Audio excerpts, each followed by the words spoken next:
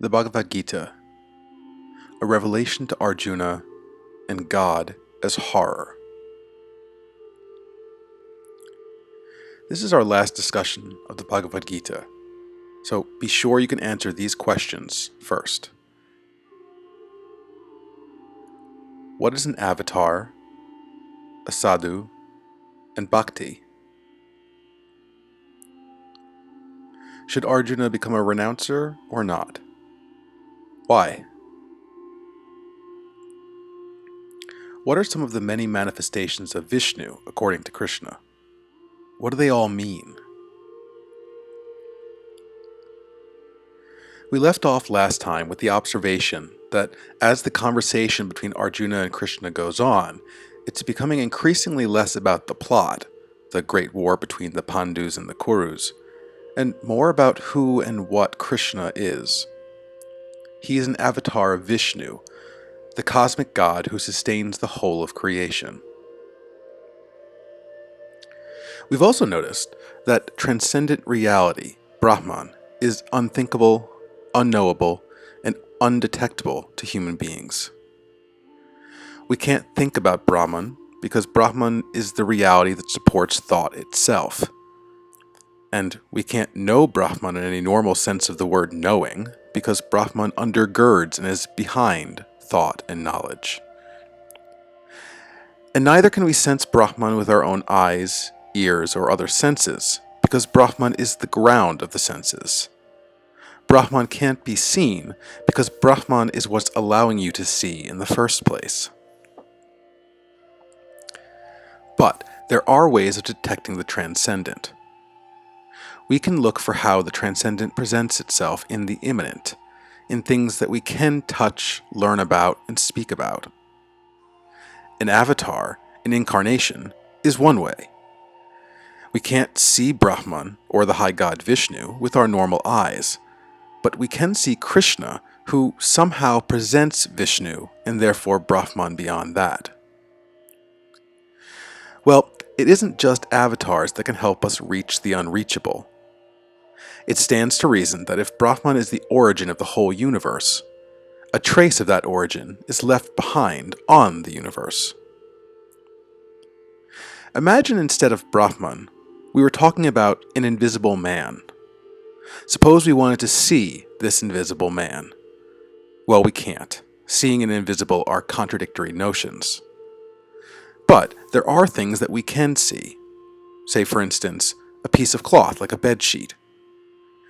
If we were to take this bed sheet and throw it over the invisible man, we'd be able to see him better. Granted, we still wouldn't be able to see him directly, but we would at least know where he was, or how tall he was, or how wide his build was. So, something we can see, a bedsheet, can help us see something we can't, an invisible man, although in a limited sense. Well, the transcendent can be detected likewise. We can see echoes of the transcendent in the immanent things that we think about and sense. And Krishna here is going to talk about some eminent things that can make him known, if only we would think of them in a certain way. The Holy Lord said, "Now hear from me the supreme word which I speak to you, Arjuna, for you are beloved to me. I speak desiring your welfare. Neither the multitude of gods nor great seers know my origin. In truth, I am the source of the gods as well as of the great seers.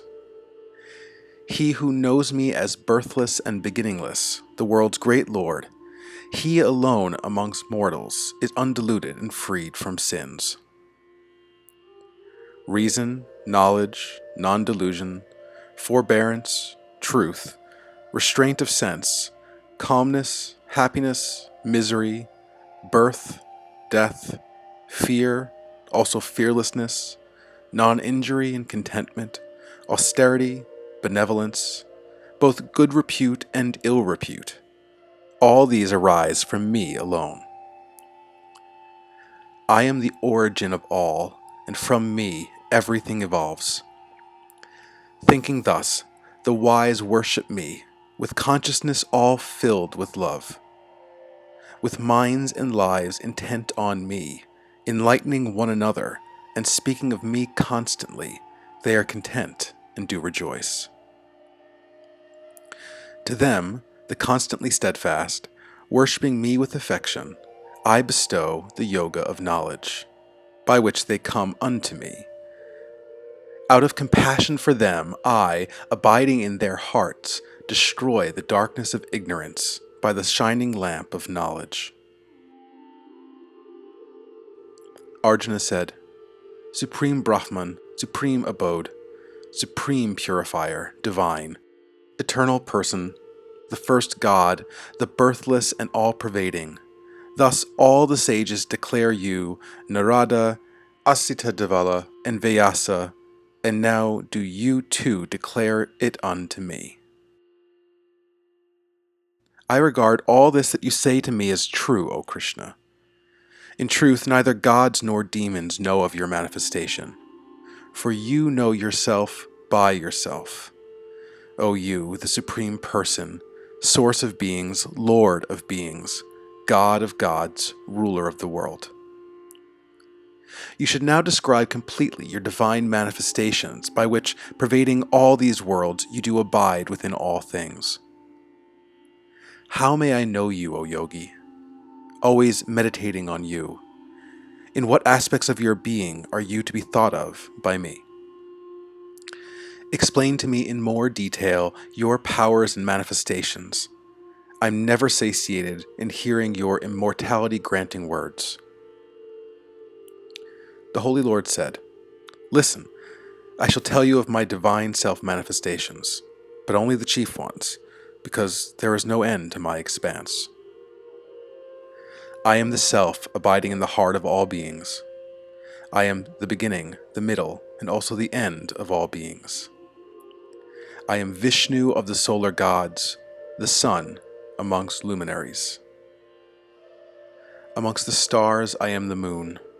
Of the senses I am the mind, intelligence in all beings.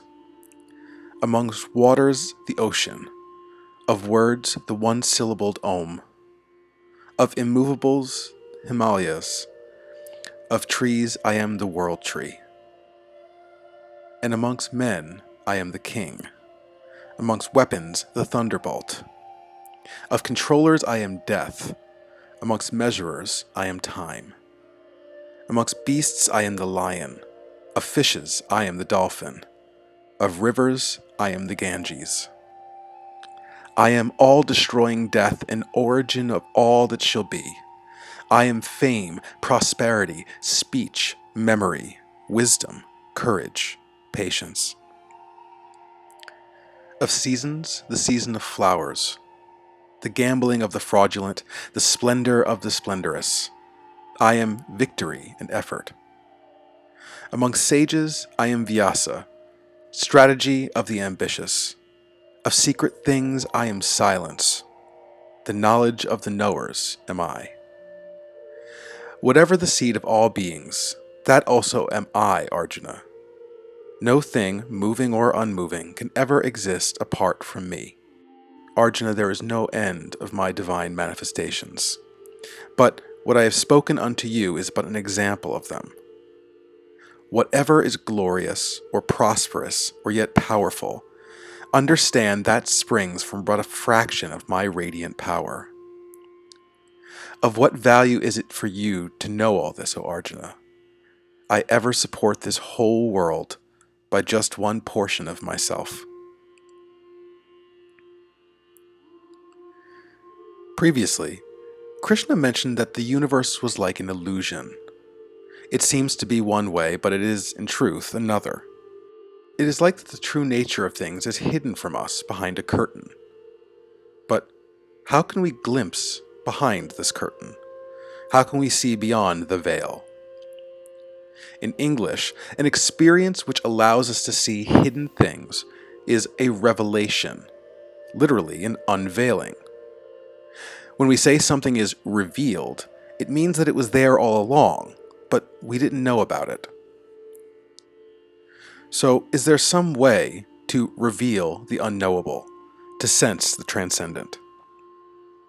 The Bhagavad Gita suggests yes, in one sense, we can practice yoga. We can train both our minds and our bodies to look beyond our limited experience and see the ultimate. We can try to remove the veil of illusion by our own efforts. So that is, we can actively try to look for God in things. Conversely, though, the ultimate can remove this curtain of illusions itself. A God can choose to make itself known to us. This is called theophany. A theophany is someone's direct experience of a God's presence and true nature. Now, theophanies happen all over the world in many different traditions.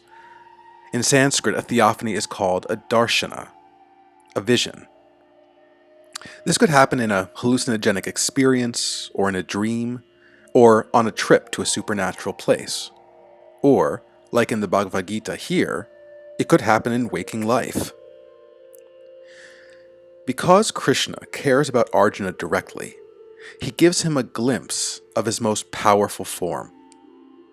But Arjuna can't see this on his own. Krishna has to grant this ability to him by momentarily giving him a supernatural eye.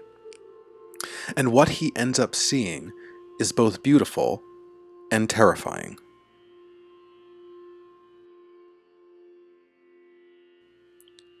Arjuna said, "In kindness you spoke unto me regarding the supreme secret, that is known as the Supreme Self. By this my delusion is gone. The origin and dissolving of beings has been heard by me in detail from you, O Krishna, and your eternal majesty. And so it is, O Supreme Lord, as you have declared of yourself, yet still I desire to behold your true form, O Krishna. Wherefore, Lord, if you should think me capable of seeing it, then do you, O Lord of Yogis, show to me your eternal self." The Holy Lord said, "Behold now, O Arjuna, my forms 100-fold, 1,000-fold, various, divine, and also of various colors and shapes. See now in this, my body, the whole universe centered in one, both the moving and unmoving, and all else you desire to see. But you're not able to see me with your own eyes, Arjuna. I give to you the divine eye. Behold my supreme yoga power." Sanjaya said, "Then, having thus spoken, O king, Krishna, the great Lord of Yoga, showed unto Arjuna his own supreme universal form, with many mouths and many eyes, and with many wondrous aspects, with many divine ornaments, with many divine weapons raised, wearing divine garlands and clothes, with divine perfumes and ointments, God embodying all wonders, the infinite, omniscient. If the light of 1,000 suns arose together in the sky, then it would be like the splendor of that resplendent mighty one. There, in the body of the God of gods, Arjuna saw the universe resting in one, with its manifold divisions. Then Arjuna, filled with wonder, and with his hair standing on end, bowing down in adoration, thus spoke with joined palms unto him." Arjuna said, "O God, I see all the gods in your body, and the hosts of all grades of beings in you, the Creator, the Lord, seated upon the lotus, and all the teachers and celestial serpents. I see you of boundless form on every side, with your arms and stomachs, mouths and eyes. Neither end, middle, nor beginning of you do I see, Lord, of your universal form. I see you with diadem, club, and discus, a mass of radiance shining everywhere, very hard to look at, all around blazing like burning fire and sun and beyond measure. You are the unchanging, the supreme being. You are the ultimate resting place of all. You are the guardian of eternal Dharma. You are the primal person, I do ween. You are without beginning, middle, or end, infinite in power of manifold arms. Sun and moon your eyes, fire your mouth, heating the universe with your radiance. This firmament fixed between heaven and earth, and all the quarters are filled by you alone. Seeing this, your marvelous and awesome form, the three worlds tremble with fear, O great-souled one. Truly unto you enter these hosts of gods, some of which extol you in fear, palms joined. May it be well, thus saying, the hands of the great teachers and wise ones praise you with splendid hymns. Having seen this, your immeasurable form, with very many mouths, eyes, arms, thighs, and feet, many stomachs, and fearful with many tusks, all the worlds are terrified, and so am I. On seeing you touching the sky and blazing, with many a color, with mouths wide open, with large and fiery eyes, I am terrified at heart, and find no courage or peace, God. Having seen your mouths, fearful tusks, blazing like fires, I know neither the four quarters, nor do I find peace. Have mercy then, O Lord of gods, abode of the universe.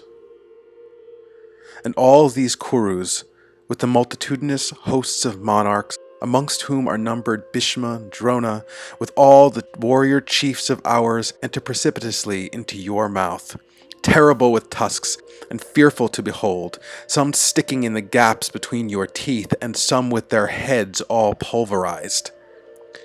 Verily, as the many torrents and streams of all the rivers flow towards the ocean, so do all these heroes of the world of men now enter into your fiercely flaming mouths. Just as moths precipitously rush unto a blazing fire, though only to perish, in like manner, so do these creatures also rush into your mouths, though only to perish. Swallowing all the worlds on every side with flaming mouths, you are licking your lips, with fierce rays filling the world with radiance, are blazing, burning, consuming, O God.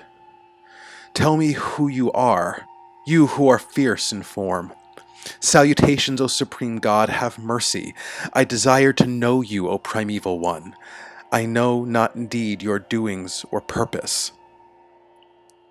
The Holy Lord said, I am indeed mighty world-destroying time, here made manifest for destroying of worlds.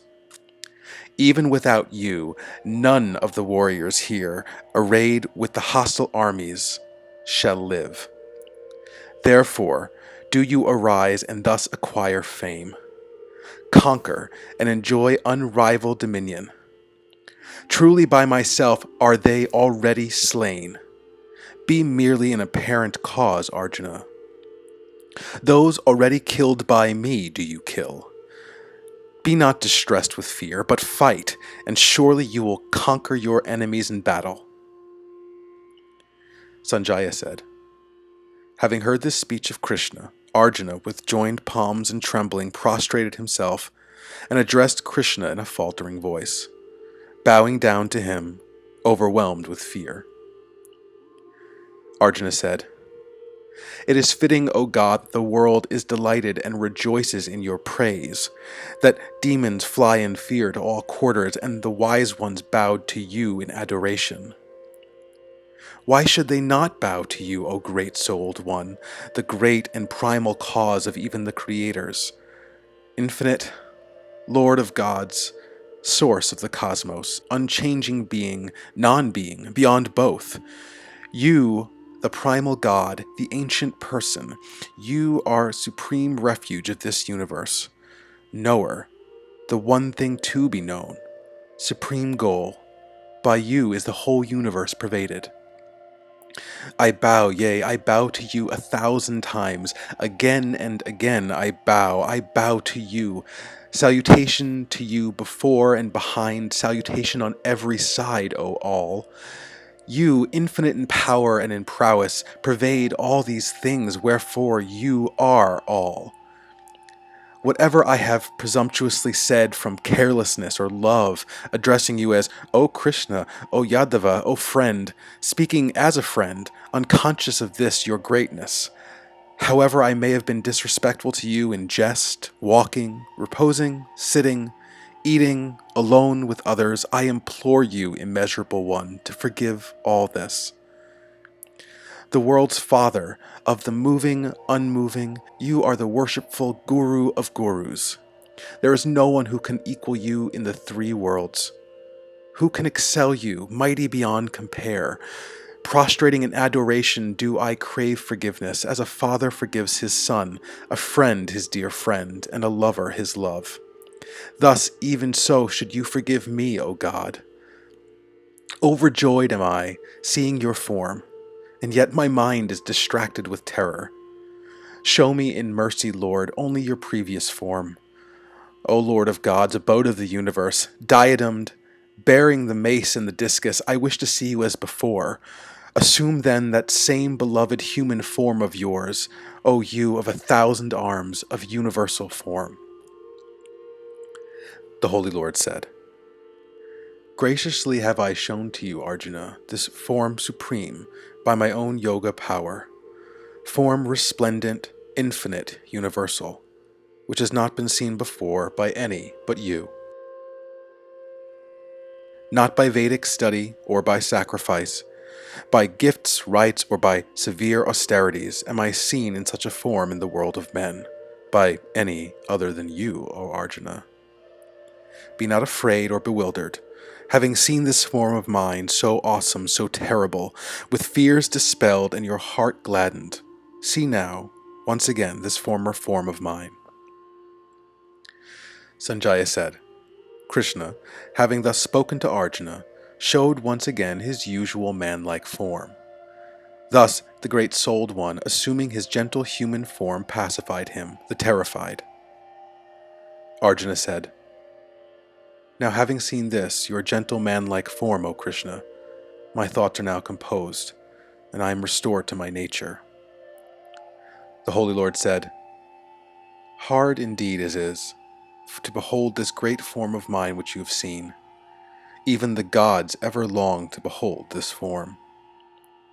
Not by Vedic study, nor by austerity, nor by gifts, nor by sacrifice can I be seen as on this day you have seen me. By single-minded devotion I may be known in this true form, seen in reality, also entered into, Arjuna.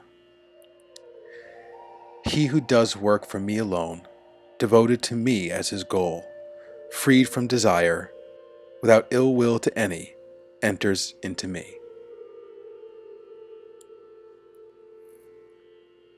The Holy Lord said, Of clergy and warriors and merchants, and also of servants, the duties are distributed according to the forces of nature.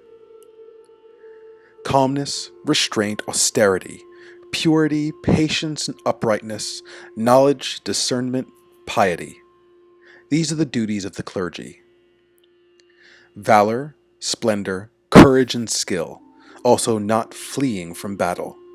Generosity, sovereignty, these are the duties of warriors.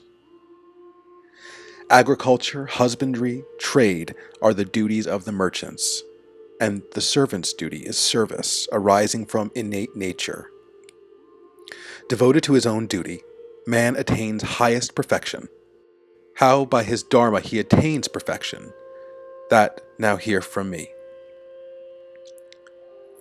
From whom all beings do come forth, by whom all this is pervaded, worshipping him with his Dharma, a man attains perfection.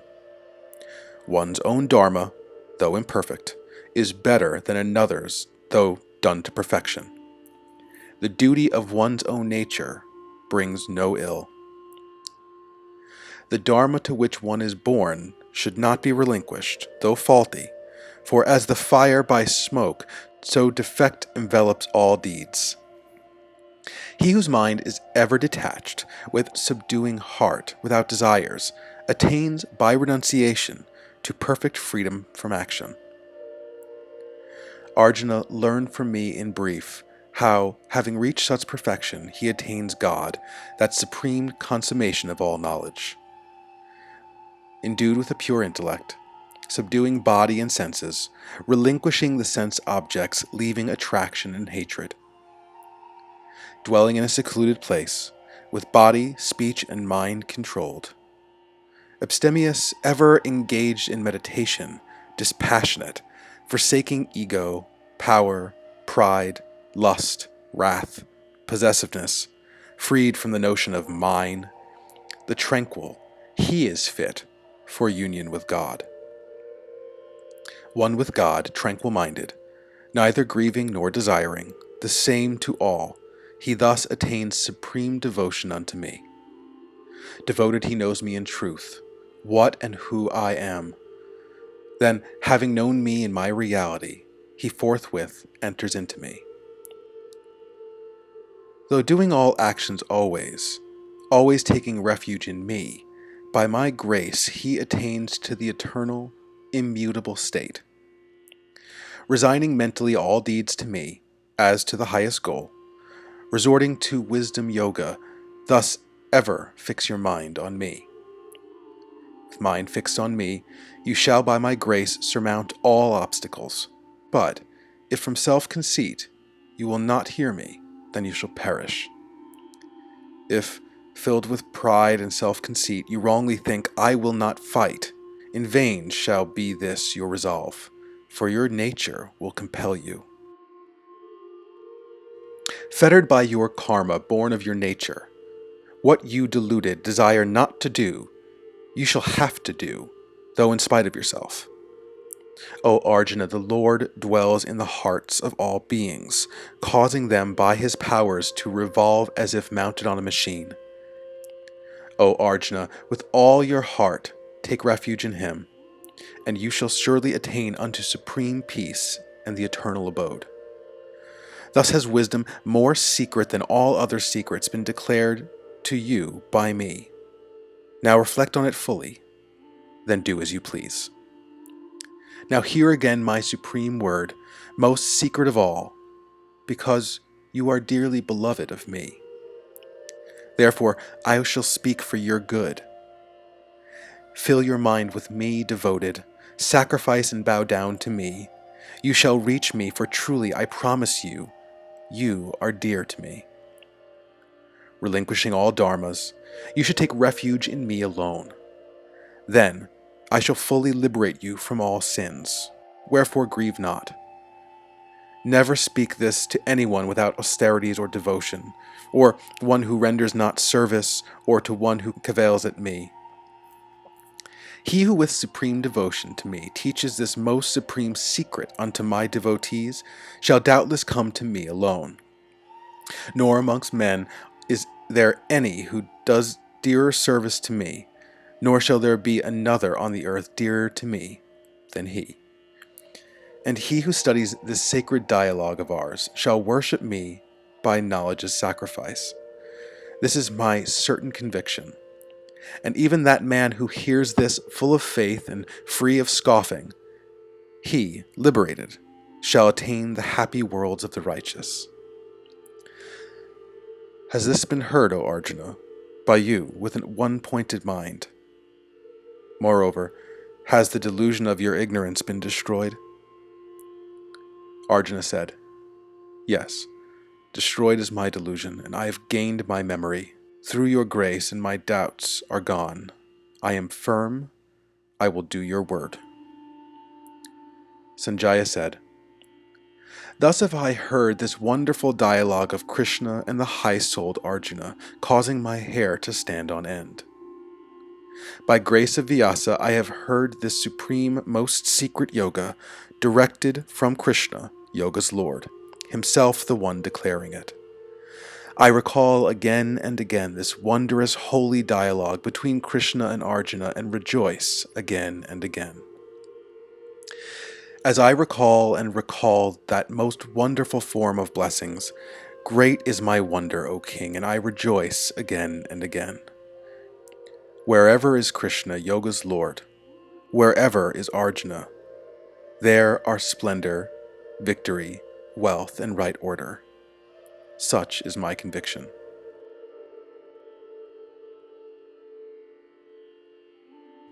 With this, Arjuna is convinced that he needs to fight in this war, and that is just what happens. So what do you make of all this? Some questions. According to Krishna, how can we detect transcendent reality in mundane things? In what kinds of things? What is Krishna's darshana to Arjuna? What does Arjuna see?